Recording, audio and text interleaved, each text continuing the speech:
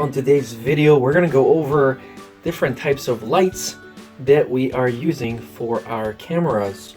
And we're going to review the brand new Scene RGB light. Now this definitely packs a punch, so stay tuned.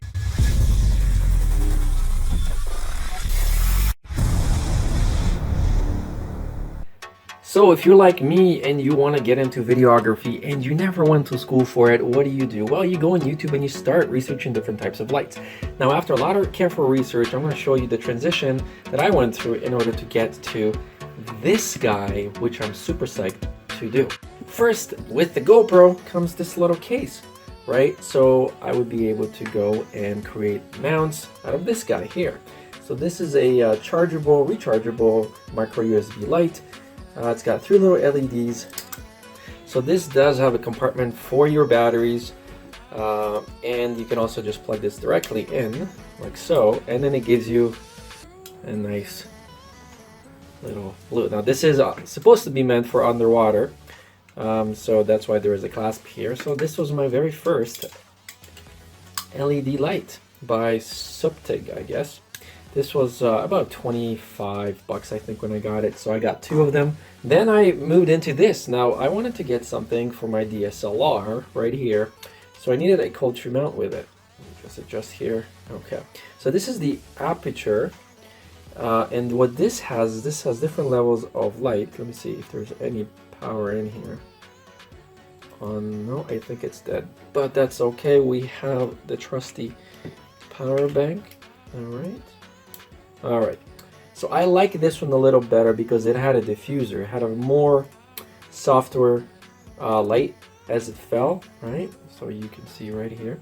And another cool thing is that there is a way to lessen the light intensity with this right here, right? So you can go up or you can go down. So I use this on a couple of videos. I also use this again, like I said, on this case right here because it had a cold mount that I could just stick on here. I'll just show you. So there you go, like that. All right. Now the next light that I graduated to was this one here. Now this is a much slimmer, more profile LED light by Mirfak. So it's called Moist Sport, and this is. Let me just show you. This was a completely waterproof case, and it also had the option of swapping the filters. So I really did dig this one here. And it's got a magnetic charger, which also doubles as a mount because you can mount this on the back of your cell phone if you have a metal case, or they provided you with a little puck, just like they do in vent chargers in the car. So you can just stick this against the phone, and then you had a massive, I think this is 1200 lumen, 1200 lux LED, and there are 1, 2, 3, 4, 5, 6. So this one here, I guess if that's 3, probably has about 490 to 520, and this one doubles it. And again, this one is, I want to say 49 bucks US. So I got 2 of them, as you can see, and I mounted those on my DSLR setup for when I'm out in the field and I don't have a ring light, because I use a ring light when I'm recording the desktop. And they turn on really nice and quick. I'm just going to hold this for 4 seconds. And they're controlled by an app. And then you can vary the dimness levels. You can do some really cool things with this one button. So let's just turn this off. All right. Next, moving on, we have this. Now this is a refuel charger. And again, I kind of use this only sporadically at night. Before I had all these, I would just kind of hold this like that while recording with my cell phone on the tripod. And then sometimes I would almost tether this somehow to the tripod as well, because the flashlight is built in here. If you probably noticed there you go. And this is a pretty good little light as well. And this is a solar charger. Now you probably noticed a pattern here. The pattern is that I like to have lights that have form and function, that I could cross use between different types of cameras. So when I wanted to get my next light, I really did my research and I found this. This is a very, very powerful RGB light model Boling P1 by a company called AnyCubic. I've had mounts from these guys before, very high quality mounts that I use for my DSLR. It had high reviews, so I decided, you know what, I'm gonna grab this. What's the worst thing that will happen on Amazon? I'll send it back, right? That's the beauty of Amazon, is that if they suck, you just send them back. This light is a little more expensive, but I'm at a point now where I need something that's high quality, and I will be able to use this in place of these two guys here for my DSLR, and hopefully I'll also be able to use this instead of the ring light that I currently use when I'm recording locally. All right, so battery capacity 2930 milliamp, which is about 3.5 hours. Type C charger, so it's a fast charging 5 volt, 9 volt, 12 volt. It dims from 0 to 100. The RGB color gamut that goes from 0 to 360. The Cree number is 96, TLCI 97, CCT 25. Oh wow, it goes all the way from 2500 to 8500K. And the body is aluminum, and its weight is 260 grams, which is as much as my one gimbal. So let's open this up. Welcome to RGB world. Yes, so that's kind of a nice little overlay. It tells you what things are for what. This looks like a power bank. The quality of the construction is very, very high. It's, like I said, 260 or 70 grams. The swivel here, when you tilt it, like, it won't budge unless you apply some pressure. If you're in a field in the wind, for example, it's not going to move on its own. And you can also tighten it right here with a provided Allen key. There are 4 1/4 threads in this little block here. It means you can attach a tripod in any way, shape, or form. There's also one on this side and on this side. We've got 70 LEDs here, and they're not just the little LEDs. These LEDs are big. And the side has 2 knobs. One's got a spring in it, the one that says FN, and then the other one is for the dimmer. So this is your dimmer, goes 0 to 100. And the FN, let's take a look at what FN is. FN would be parameters. Okay. There is also an LED screen here. Here's the power, and then here's your USB-C charger. So let's turn this on. Whoa. Wow, look at this. Let me just put this in front of you guys. Oh, I think we need to go to a completely dark room in order to appreciate this. So this is the lowest setting right now. Half of the LEDs on here are yellow, half of them are white, and then we're gonna slowly, gradually get it brighter and brighter.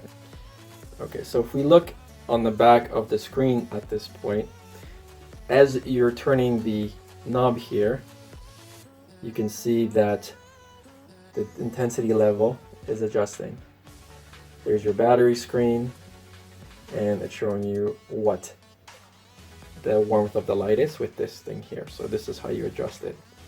By clicking it, and it kind of springs back and it changes the color. We're gonna go all the way to 8500, 100% brightness, and now we're gonna change this to warm light, 2300, I believe. 2500K right now. Let's go back up to 8500 and back down 2500. So it's rather fast to go from 2500 to 83, as you can see, to 2500 to 8500. I was wrong. There you go.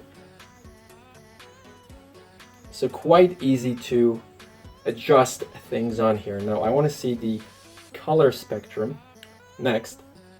This is classified as a vlogger camera, so we're going to test the intensity in a completely dark room versus the other lights that I've shown you. So we have set here. What is set to? Whoa, ho, ho. Now this is cool. So this is a the setting here just goes between the different colors of lights on the spectrum. The next setting is just solid. Next is red. And then again, it just circles through it. So let's see here. This is still the intensity. So you can end that. go. So you change the functions with the same FN key as you did with the other one. How do I switch between the next one? Let's see here. HSI, H.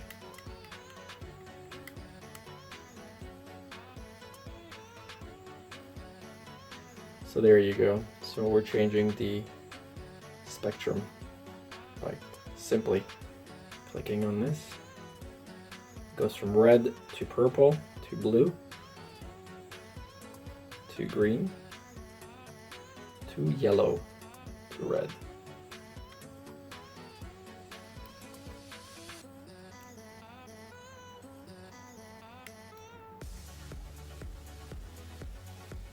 I don't know how to change the S. Oh, I wonder how you change the S here.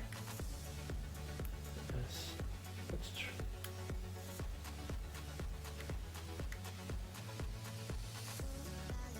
If you want to give your friends a scare, take out this flashlight as you're following them and turn it on. Let's go and circle through some of the other special effects. Like I said, this is the blue and the red police special effects. So the next one is the blue and white. So this is supposed to resemble the ambulance. And of course you can control the dimness level with the wheel on each one of these. All right, so you can go brighter or you can go dimmer. Right, like this. This is at 5% dim level. So the next one is the lightning, I believe. The next effect is all orange, which is supposed to be for a fire truck. And again, back to the police siren. All right, so let's flip and go to a different mode right now. So now we're a different mode of special effects, and this one is with the lightning icon, and of course it represents lightning.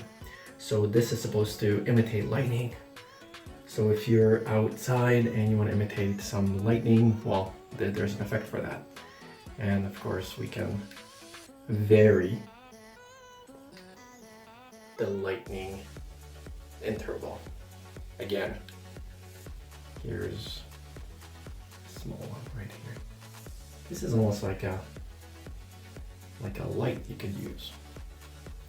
And one more special effect is it's supposed to imitate a candlelight or a fire. No, let me show you what I mean. So if you have a candlelight, this is what it looks like. But if you use the P1 with the candlelight effect, here's what it's going to look like. All of a sudden, you become Indiana Jones. So this is what the candlelight looks like. Just coming in from a light at 2%.